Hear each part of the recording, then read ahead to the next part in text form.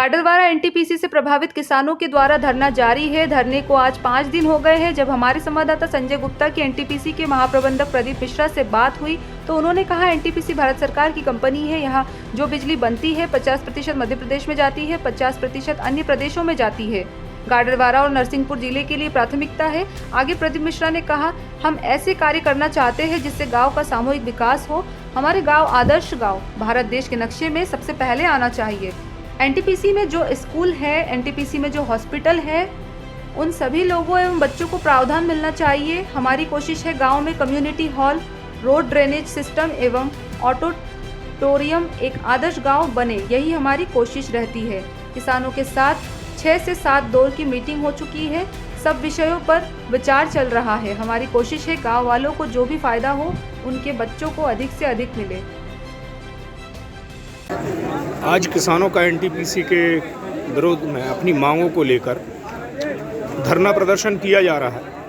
उसमें आप लोग किसानों की तरफ से क्या बात रखना चाहते हैं? देखिए, निश्चित रूप से एनटीपीसी प्रभावित किसान जो हैं, जो आर&आर पॉलिसी के तहत जो सुविधाएं किसानों को मिलना चाहिए, क्योंकि इस परियोजना से मैं पहले दिन से जुड़ा हूं और इसकी सारी जानकारी है। यूपीएल में अभी हमारे नौजवान साथी जो काम कर रहे थे उनको हटा दिया गया।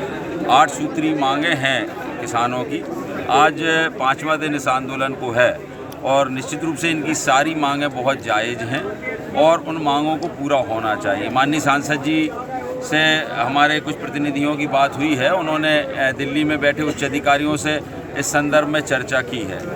एक आवेदन मुझे भी दिया गया है। मैं भी शीघ्र ये आवेदन लेकर दिल्ली जा रहा हूँ और माननीय सिंधिया जी के माध्यम से, चूँकि वो तत्कालीन ऊर्जा मंत्री थे जब इसका भूमि पूजन हुआ था, तो आज उनके पास ये विभाग नहीं है, लेकिन उनके माध्यम से हम किसानों की मांग को वहाँ तक पहुँचाने का प्रयास भी करेंगे और उनके माध्यम से और सरकार के माध्यम से हम उसको हल करवाने का भी, किसानों की मांगों को पूरा करने का हमारा समर्थन है इस आंदोलन को। और इनकी मांगें कोई बहुत बड़ी मांग नहीं है, न्याय उचित मांग है। इसका हम लोग इसलिए समर्थन कर रहे हैं और उच्च स्तर पर भी हमारे जो पार्टी के लोग हैं वो इसमें काम कर रहे हैं और अधिकारियों से चर्चा कर रहे हैं। मुझे उम्मीद है कि कुछ एक सकारात्मक रास्ता इसमें निकलने की उम्मीद है और निकलना चाहिए और निकलना ही है, ये मुझे उम्मीद है। एनटीपीसी के विरोध में अपनी मांगों को लेकर जो किसानों द्वारा आंदोलन किया जा रहा है, इसमें आप मजदूरों के संरक्षक समिति के सदस्य भी हैं। आप अपनी तरफ से इनको क्या बोलना चाहेंगे? 11 सूत्री मांग लेकर यहाँ किसानों ने आंदोलन प्रारंभ किया है। आज 6वां दिन है। निश्चय ही इनकी सभी मांगें पूर्ण करने योग्य हैं और जैसा चाचा ने बताया, बहुत सरल और छोटी छोटी मांगें हैं। यूआरएल में पक्का होने के लिए कुछ मांगें हैं और जितने किसान प्रभावित हुए उनको नौकरी मिले।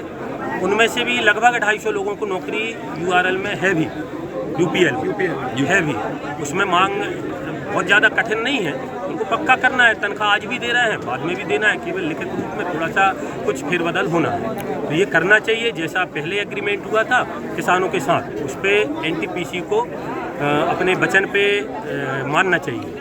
और मजदूरों को भी बार बार प्रताड़ित किया जा रहा है। इससे धरने को लेकर अभी कुछ जानकारियाँ आई कि मजदूरों को धमकियाँ दी जा रही हैं कि आपको निकाल लिया जाएगा।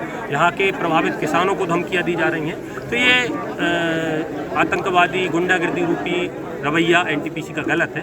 वो जैसा शांतिपूर्वक यहाँ प्रदर्शन हो रहा है, ऐसे उनको इसे संवैधानिक प्रदर्शन सहयोग देना चाहिए और सभी मांगें पूरी करना चाहिए। एनटीपीसी का इस प्रकार का जो रवैया है, अगर एनटीपीसी के अधिकारियों के अड़ियल रवैये के कारण अगर कोई मांगों को मानने में विलम्ब होता है या अन्य कोई टालमटोली होती है, तो उसमें अगला कदम क्या होगा? जो अधिकारी व्यक्तिगत रूप से यदि किसी किसान या मजदूर को परेशान करेगा तो उसकी व्यक्तिगत रूप से सभी लोग मिलकर एफआईआर करेंगे। आज ऐसा कुछ निर्णय हुआ है और ऐसा उम्मीद है कि यहाँ माननीय कैलाश जी सांसद जी, माननीय राव उदय प्रताप जी सांसद जी, इनसे बात भी हुई है। तो उम्मीद है शासन के लोग हैं, संभवतः पूर्ण कराएंगे और होना भी चाहिए, ऐसी हम लोगों को उम्मीद है। ठीक सर, गाडरवारा में किसानों के द्वारा एनटीपीसी की जो कुछ नीतियां हैं, कुछ उनकी मांग है, धरना चल रहा हैगा।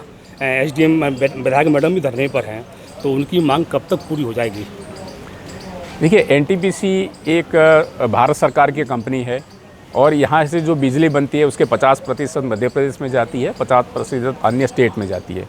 तो हमारी रिस्पॉन्सिबिलिटी एनटीपीसी गाडरवारा के आसपास के जो भूमि विस्थापित गांव है उनके लिए सबसे ज़्यादा है, उसके बाद गाडरवारा नरसिंहपुर डिस्ट्रिक्ट के लिए और मध्य प्रदेश और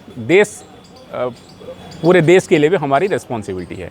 तो हम जो भी कार्य करते हैं R&R और CSR के अंदर इसको ध्यान में रखते हुए करते हैं और हमारी कोशिश रहती है कि हम ऐसे कार्यक्रम करें इन गाँव में जिससे समूह विकास हो गांव को। जैसे आप आदर्श विलेज बनाने की बात करते हैं, हम उसमें सहमत है कि हमारे गांव सबसे पहले भारत के नक्शे में आदर्श मैप में आना चाहिए।